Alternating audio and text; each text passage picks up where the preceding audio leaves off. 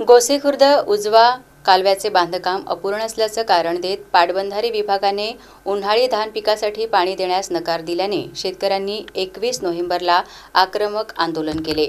शेतकरी नेते कॉम्रेड विनोद झोडगे यांच्या नेतृत्वात संतप्त शेतकऱ्यांनी सायगाटा येथील सिंचन कार्यालयास कुलूप ठोकले आणि नागभीड ब्रह्मपुरी राष्ट्रीय महामार्ग अडवला।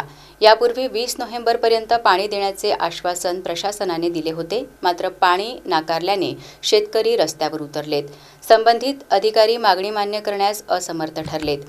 आंदोलनामुळे महामार्गावर वाहतूक कोंडी झाली। पोलिसांनी 25 ते 30 शेतकऱ्यांना ताब्यात घेऊन नंतर सोडले, मात्र 15 ते 20 जणांवर गुन्हे दाखल करण्यात आले आहेत।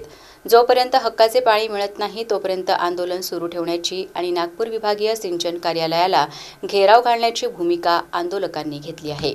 पाणी महत्त्वाचं आहे की या वेळेस शेतकऱ्यांच्या मागील या फसलीमध्ये तोड्यामध्ये पूर परिस्थितीमध्ये धान गेलं।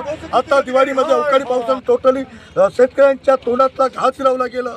पूर्ण धानाची अशी ऐशी तैशी झाली, कोंबा फुटला आणि शेतकरी पूर्णतः उद्ध्वस्त झालेलं आहे। आणि म्हणून उन्हाळी पिकासाठी आम्हाला पाणी आवश्यक आहे ही मागणी घेऊन आम्ही खरं तर आज इथे रास्ता रोको करतो आहोत।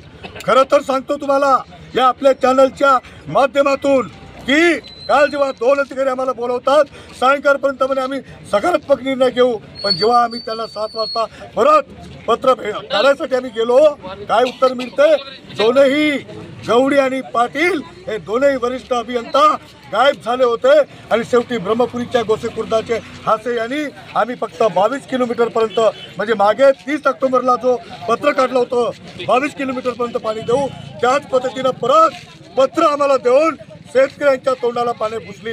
आणि म्हणून नाईलाज म्हणून आम्हाला शेतकऱ्यांना इथे आज 2 तासापासून आम्हाला इथे रस्त्यावर झोपा लागत आहे आणि रास्ता रोको करतो।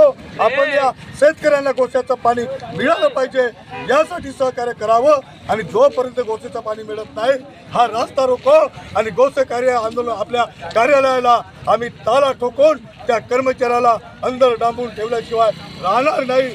तेव्हा या प्रशासनाने आणि सरकारने दखल